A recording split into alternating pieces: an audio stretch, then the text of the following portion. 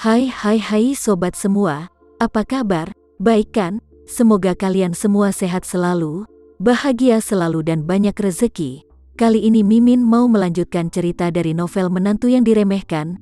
Semoga cerita ini bisa menghibur kalian semua ya, dan bisa menemani hari-hari kalian semua. Oh iya, jangan lupa bantu like dan komen ya biar Mimin tambah semangat uploadnya. Kalau begitu yuk langsung saja ke ceritanya, cekidot.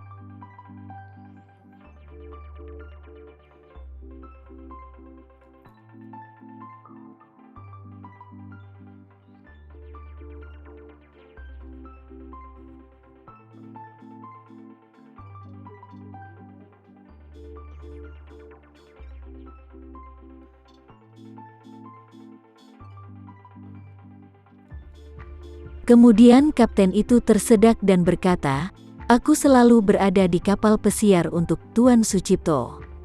Kali ini, sang Tuan mengirimku ke Jepang untuk sebuah misi.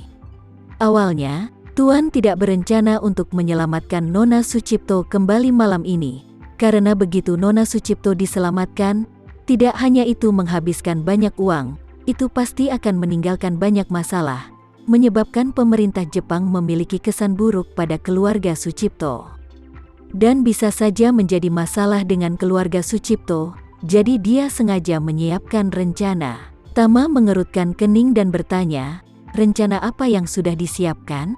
Sang kapten berkata dengan jujur, "Rencananya, setelah berlayar malam ini, aku akan berkendara langsung ke lokasi yang ditentukan di Laut Lepas. Pasukan bela diri maritim Jepang telah menyergap di sana. Begitu kapal sampai di lokasi yang ditentukan, mereka akan segera melakukan pengepungan dan penangkapan, kemudian mengembalikan Nona Raya Sucipto ke pemerintahan Jepang." Tama bahkan lebih terkejut menangkapnya kembali. Butuh begitu banyak upaya untuk menyelamatkannya, mengapa mereka berusaha keras untuk menangkapnya kembali? Kapten menggelengkan kepalanya dan berkata, "Kalau tentang itu, aku benar-benar tidak tahu tentang ini. Aku hanya tahu bahwa Tuan memberi kami instruksi seperti itu." Tama bertanya lagi, "Apa yang terjadi dengan pemanah itu barusan?" Kapten buru-buru berkata, "Nama keluarga pemanah itu adalah Mr. Christian.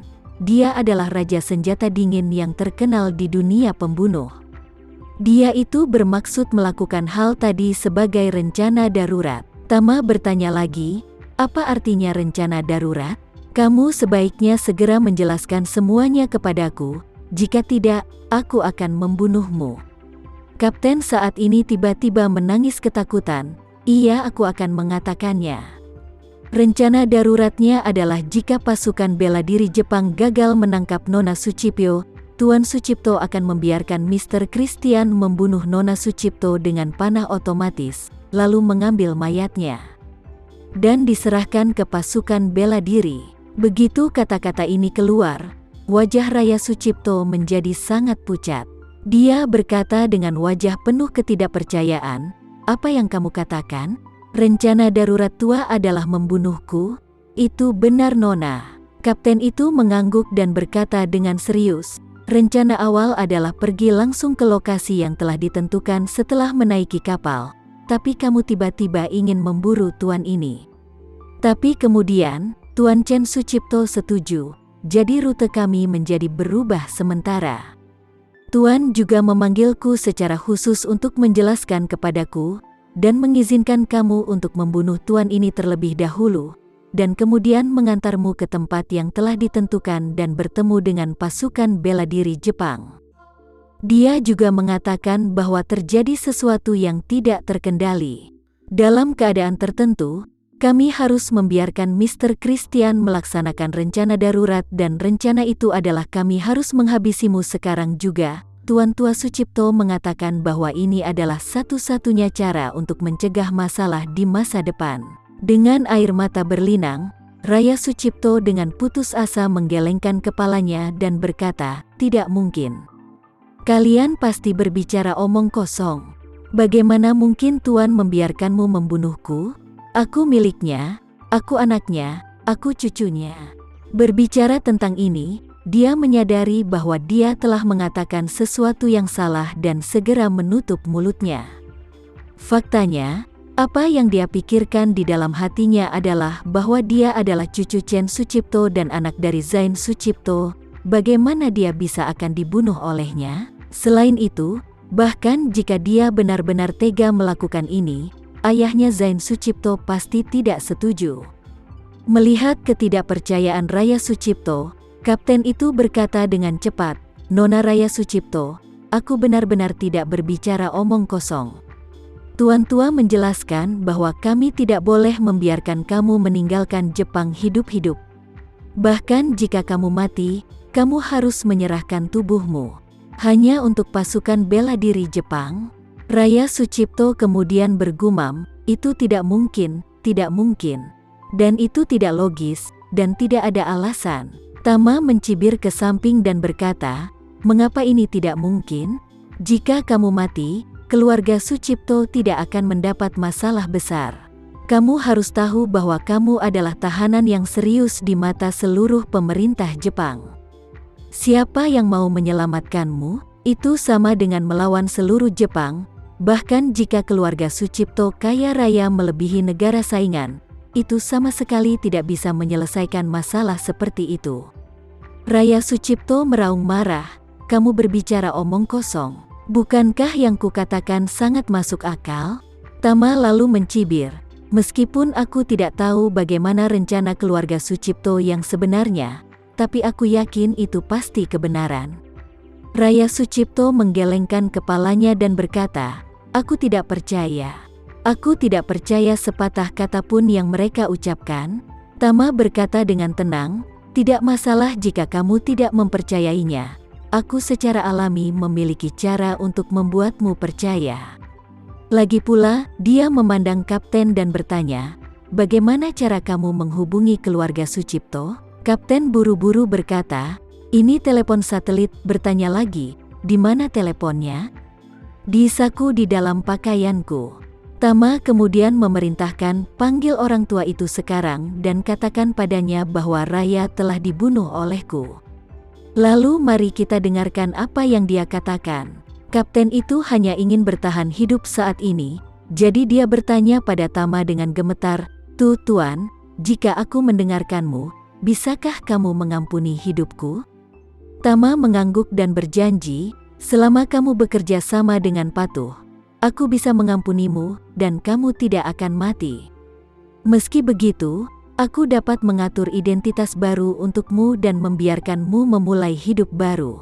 Begitu pihak lain mendengar ini, dia segera berkata dengan rasa terima kasih, "Tuan, dengan kata-katamu, aku akan mendengarkanmu." Tama berkata dengan puas, "Oke, kalau begitu katakan saja semuanya seperti yang kubilang." Karena itu, Tama berpikir sejenak, dan berkata, "Karena anjing tua Chen telah membuat rencana darurat, maka kamu cukup katakan padanya bahwa Raya telah dibunuh oleh rencana daruratnya." Setelah itu, dia langsung membisikkan beberapa patah kata di telinga pihak lain. Setelah mendengarkan, kapten mengangguk, dan segera mengangkat telepon satelitnya, mengeluarkan antena panjang, dan memanggil Chen Sucipto, pemimpin keluarga Sucipto. Saat ini, Chen Sucipto berada di rumah Surabaya, menunggu kabar terbaru tentang Raya Sucipto. Begitu telepon terhubung, Chen Sucipto segera bertanya, "Bagaimana situasinya sekarang?" Baru saja, setelah Raya ditundukkan oleh Tama, kapten menelepon untuk melaporkan situasinya. Jadi kakek Sucipto sekarang sangat khawatir bahwa segala sesuatunya akan berubah secara tak terduga. Menurut penjelasan Tama, kapten berkata, "Tuan, Nona Raya Sucipto jantungnya telah terkena racun di anak panah Mr. Christian, dan dia sekarang sudah mati." Chen Sucipto kemudian bertanya, "Apakah kamu yakin dia sudah mati?" Kapten buru-buru berkata, "Ya, kita semua telah melihat dengan mata kepala kita sendiri. Nona Raya terkena panah, dia meninggal dalam beberapa detik." Chen Sucipto buru-buru bertanya lagi, "Bagaimana dengan mayatnya? Apakah masih di tangan pria itu?" Kapten itu menjawab, "Mayat itu telah dibuang ke laut oleh orang itu. Kami khawatir dia akan datang mengejar kami, jadi kami melarikan diri." "Melarikan diri?" Chen Sucipto meraung marah, kamu sangat berani. Mengapa kamu melarikan diri sebelum kamu mendapatkan jenazahnya? Siapa yang memintamu untuk mengungsi? Orang Jepang masih menunggu. Beritahu aku bagaimana aku bisa menjelaskannya kepada pasukan bela diri Jepang. Kapten berkata dengan malu-malu, Tuan, orang itu terlalu kuat. Kami sama sekali bukan lawannya. Jika kita tidak pergi secepat mungkin, dia pasti akan membunuh kita semua. Chen Sucipto mengertakkan gigi dan mengutuk, aku tidak peduli tentang itu, kamu harus menemukannya untukku sekarang. Bahkan jika kamu harus menyelam ke dasar laut, kamu harus menemukan tubuh Raya. Jika orang Jepang tidak bisa mendapatkan tubuhnya, aku hanya akan memintamu menggantikan tubuh itu. Sekian dulu ya cerita kali ini. Kita lanjutkan lagi ceritanya di lain waktu. Oh iya, bagaimana menurut kalian? Semoga bisa sedikit menghibur kalian semua. Jangan lupa like, share dan komen ya. Untuk teman-teman yang baru nonton, jangan lupa subscribe-nya. Hehehe. Kalau ada teman-teman yang ingin gabung langganan bisa langsung gabung saja untuk dapat fitur yang menarik dan sedikit membantu Mimin. Terima kasih sudah menonton. Sampai jumpa lagi. Bye.